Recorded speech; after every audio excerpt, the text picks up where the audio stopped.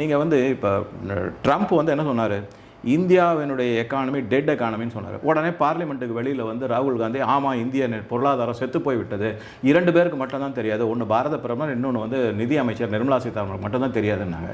இப்போ அதே அமெரிக்கா எதுக்கு வராங்க? முதல்ல இந்த டேரிஃப் அப்படிங்கிறது எப்படி கொண்டு வந்தாங்கன்னா, ட்ரம்ப்புக்கு வந்து அங்கே அழுத்தங்கள் அதிகமாக இருக்குது. இங்கே எப்படி ஒரு சில கும்பல் இருக்கோ அந்த மாதிரி அங்கே மாகாண ஒரு கும்பல் இருக்குது. அவர் இந்த தேர்தலில் எப்படி ஜெயிச்சு வந்தார்னா, மேக் அமெரிக்கா கிரேட் எகைன்ற ஒரு பிளாட்ஃபார்மில் தான் அவர் ஜெயிச்சு வந்தார். அதுக்கு அவர் என்ன சொன்னார்னா, அமெரிக்காவில் மிகப்பெரிய பொருளாதார வீழ்ச்சி இருக்குது. இதெல்லாம் இப்போ சொன்னால் யாருக்கும் சட்டுன்னு புரியாது. ஏன்னா நான் பல வீடியோகளில் வந்து இந்தியர்கள் அமெரிக்காவில் இருந்தால் திரும்பி வந்துருங்கன்னு சொன்னால் அவங்களுக்கு கோவம் வருது. அங்கே பயங்கரமான வீழ்ச்சி நடந்துட்டு அதை தூக்கி நிறுத்துறதுக்கு அவங்களுக்கு திசை திருப்பி ஆகணும். அந்த மாதிரி ஒரு திசை திருப்பு முயற்சியை தான் ட்ரம்ப் செஞ்சுருக்காரு.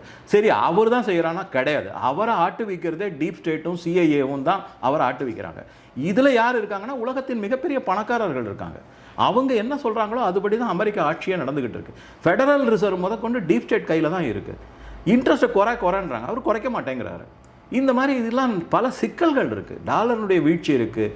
இன்றைக்கி பார்த்தீங்கன்னா கோல்டு விலை, இது மாதிரி பல விஷயமான இதெல்லாம் இருக்குது. அப்படி இருக்கும்போது, பொருளாதார வீழ்ச்சி அடைஞ்சிக்கிட்டு இருக்கும்போது இதை எப்படியாவது திசை திருப்பணும்.